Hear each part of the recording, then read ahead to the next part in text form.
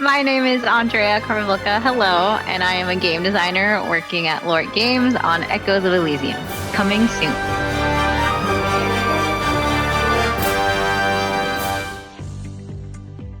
What always inspired us in our design pillar has always been just fun with friends.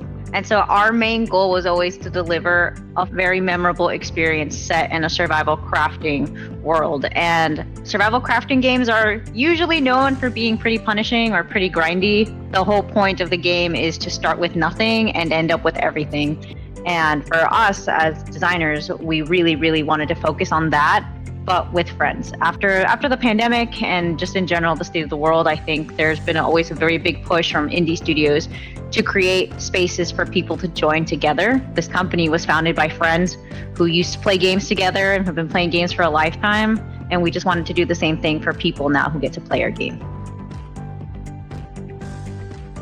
I think for me, from designing and playing, what feels different is in our game, everyone gets their own airship. So we're giving the players the opportunities to either help the server build the best airship possible, or you both, or however many people are in your group, can keep building their airship in the same world together. And in our game, since the airship is your main source of movement, protection, and being able to explore, the ability that everybody in the server gets to have one, which means everyone's ship could also be destroyed or something bad could happen to it, creates a really unique experience rather than just whoever the host is, they get all the benefits. And it's a genuine shared experience. You unlock things together, you discover things together. So even though it can be asynchronous or you might not be in the same place, the game is constantly trying to keep everyone together while giving them the ability to be autonomous and explore and do their own thing. So the way rules will develop on the airship does happen naturally, and it's almost subconscious. It's like it's division of tasks, right? Division of responsibility. And I think depending on your player archetype and the way you like to game will definitely determine what players like to do. Players who lean more towards like exploring are not going to be on the ship too much. They're going to be out exploring the land, trying to gather stuff to make the ship better. And then you'll have players that want to stay on the ship, either like crafting things or cooking or anything that kind of is like maintenance related. And then you're going to have players who are very combat oriented. So depending on the various forms of combat that they might encounter, they might want to stay on the ship. They might want to get off the ship to create better armor, better weapons, not just for your player, but essentially also for your airship. Definitely went through a lot of iterations. We definitely got a lot of feedback in our early stages that it didn't feel like anything other than basically the equivalent of a car to get you from point A to point B. And what the design team really did to work on that is to give the airship essentially value. Not only is it your form of transportation, but it's also your base. And if something happens to your airship, you do pay the price for it. Airships can get damaged, they can be broken. And because you put in so much effort, resources, actual things that you do into that ship, the last thing you want to do is lose it. And so I think by creating that sense of stress and that sense of attachment and value to your ship, players naturally care about it more than a vehicle. And it's also a way of expressing yourself. You can design the airship it's very customizable. There are things to decorate it. There's ways to make it look cooler. When you combine all of those things, it becomes very personal. And when something is personal to you, it's very valuable. I think my favorite airship I ever built looked like a hot dog. I was really hungry. I live in New York City, and so like home of like the $3 hot dog. And I just was thinking about a hot dog all day. And so like the more and more I was making my ship, it was looking more like hot dog bun shapey. And I was like, I'm going to go get a hot dog. And it just looked really, really, really silly. And I think that's the fun part is you can make your ship look super cool, super amazing, or you can make it look really silly. We have seen some people make the silliest looking ships. So I think it's really up to whatever the player wants to do. My favorite enemy encounters are definitely in the sky.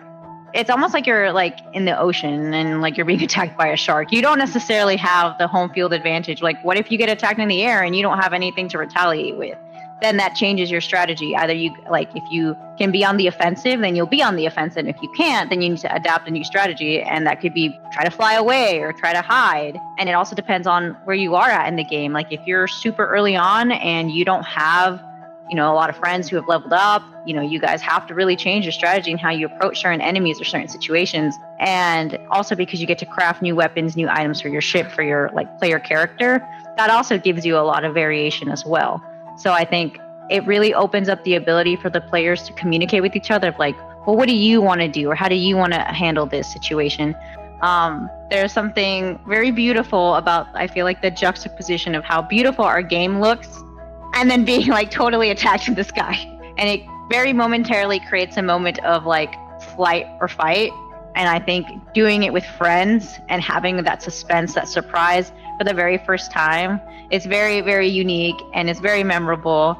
And I'm excited to see people post videos of that so that I can laugh. I mean, that was me.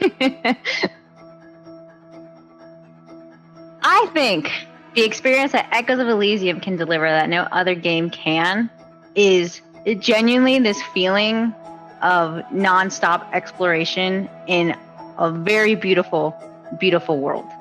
You can sail in the skies, and every single time it is going to be new.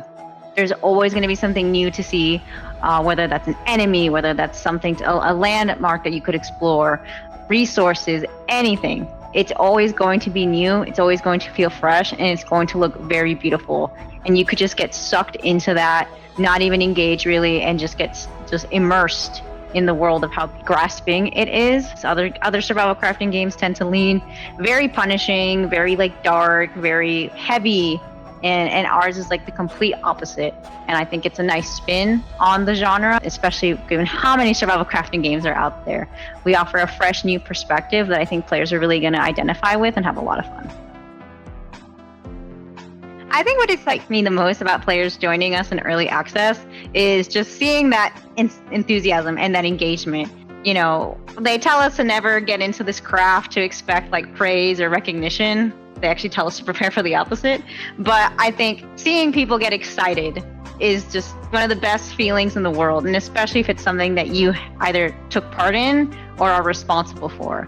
So that, for one, seeing people talk about how nice the game looks, or how much fun they had, or how much fun they had with their friend, or that this one silly thing happened and they're going to remember it forever. That's always been the thing that got me into games, was every experience I ever had playing a game from start to finish and sharing it with very important people in my life is the reason I became a game designer. And I can't wait to see other people reflect that, and knowing that it was a part of my work and my excellent coworkers alongside me.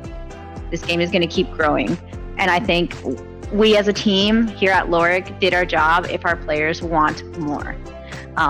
Because I really think after everything that they see and everything they get to experience, they're definitely going to want to see more of what we have to offer. And I can't wait to be able to show that to them. I want to thank everybody for watching this devlog. Thank you for listening to me talk. Please wishlist Echoes of Elysium for a chance to win a custom Airship PC. It's awesome. I saw it up close. I almost took it. It was just really heavy. And early access begins December 4th. So I hope to see you in the skies. Bye!